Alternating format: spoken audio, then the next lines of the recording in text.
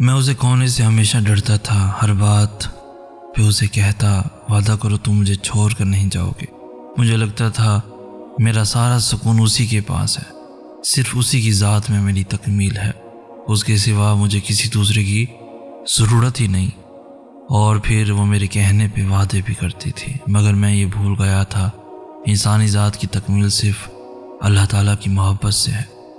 اسی کی محبت میں سکون ہے، اطمینان ہے اور تکمیل بھی۔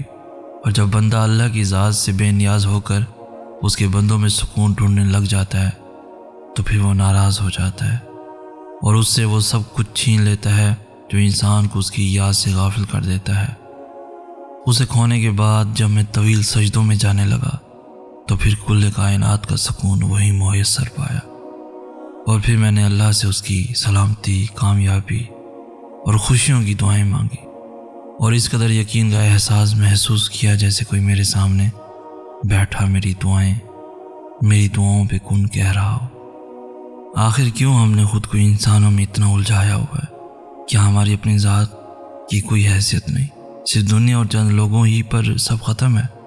خدا را اس ظلم سے باہر نکلیں، مزید لوگوں سے ملیں، دنیا دیکھیں، کچھ نیا کریں، کچھ نیا سیکھیں، آگے بڑھیں۔ یہ سوچنا چھوڑ دیں کہ اب کسی سے کیوں بات نہیں ہوتی، کوئی بھول مجھے کیوں گیا، اس نے نظر انداز کیوں کیا، جواب کیوں نہیں دیا۔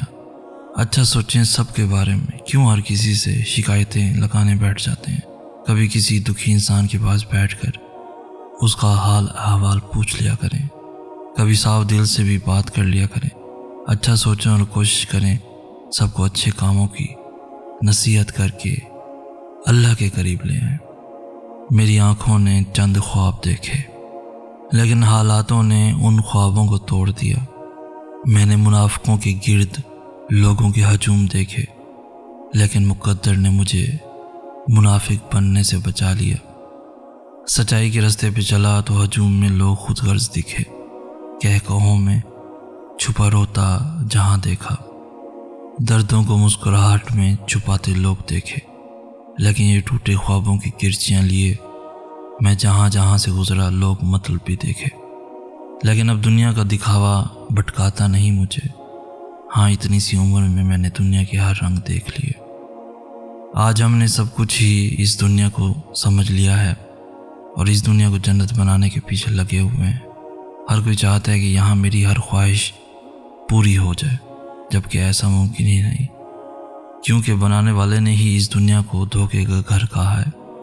پھر کیوں آج ہم اس دھوکے کے چکر میں آ کر اللہ کے حکموں کو توڑ رہے ہیں؟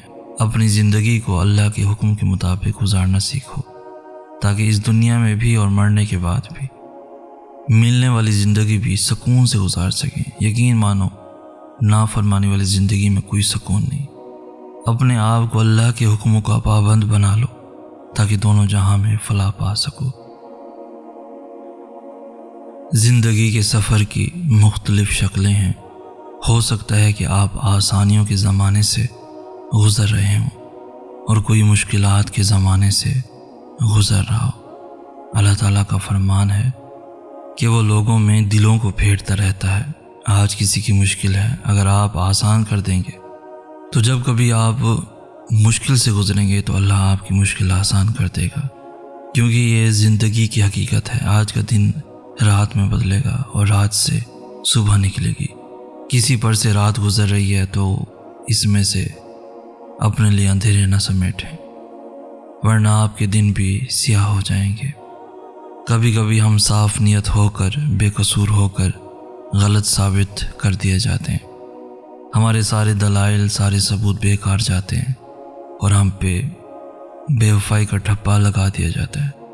اب اس کا یہ مطلب ہرگز نہیں ہوتا کہ حق کمزور ہے یا پھر سچائی کا مقدر ہار ہے۔ ہاں، مگر یہ ضرور جان لو کہ جتنی تمہارے اندر سچائی ہوگی، اخلاص ہوگا، اتنی ہی شدت سے تم آزمائے جاؤ گے، کیونکہ آزمائش ہمیشہ اہل کی ہوتی ہے، نہ اہل تو شمار ہی نہیں کیے جاتے۔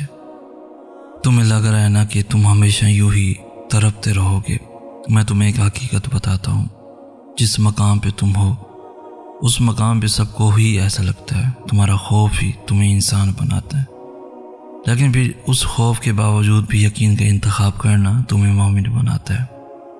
اور جانتے ہو معجزے مومنوں کے لیے ہی ہوتے ہیں، ایمان لانے والوں کے لیے ہر اس چیز پر جو دکھائی دے سکتی ہے اور ہر اس چیز پر جو نظر سے باہر ہے، تو تمہیں یقین رکھنا ہے، کیونکہ تم سے پہلے جتنے بھی لوگوں نے یقین رکھا تھا، اللہ نے ان کے لیے ایسے ایسے کرشمے دکھائے جنہیں صرف پڑھ کر یا سن کر ہی رونگٹے کھڑے ہو جاتے ہیں۔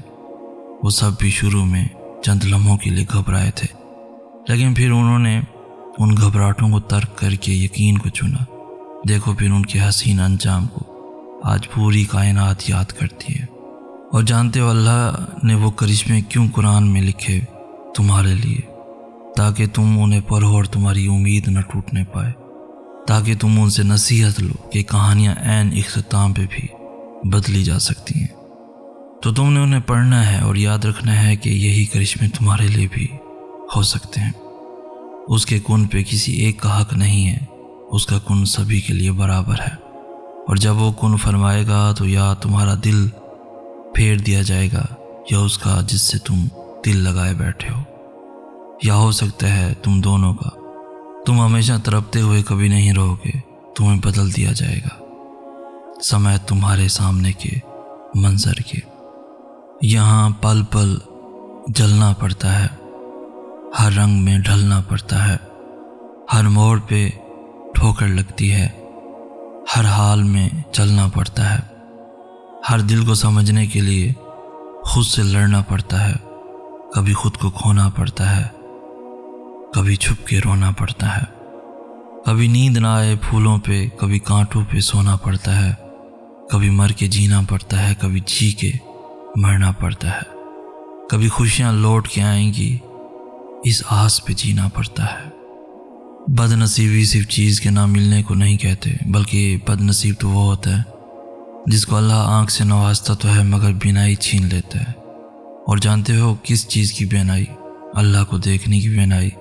اور کچھ کو وہ زبان تو دیتا ہے مگر اچھے الفاظ بولنے سے وہ ساری عمر قاصر رہتے ہیں، کیونکہ کچھ لوگوں کا وجود اس کانٹے کی مانند ہوتا ہے جو پھول کے ساتھ رہ کر بھی ہمیشہ چپتا رہتا ہے۔ ایسے ہی وہ کچھ لوگوں کو دل تو دیتا ہے مگر احساس چھین لیتا ہے اور وہ پتھر کے بن جاتے ہیں۔ انہیں پھر بس اپنا آپ دکھائی دیتا ہے، دوسروں کے جذبات اور احساسات کو وہ کبھی خاطر میں نہیں لاتے۔ اللہ ایسے لوگوں کو ہر چیز سے نوازتا ہے مگر پھر بھی وہ سب حاصل کر کے بھی خالی رہتے ہیں، اور ساری عمر اپنے عیب چھپانے کے لیے دوسروں کے عیبوں سے پردہ ہٹاتے نہیں تھکتے۔ واقعی کچھ لوگ بڑے بد نصیب ہوتے ہیں۔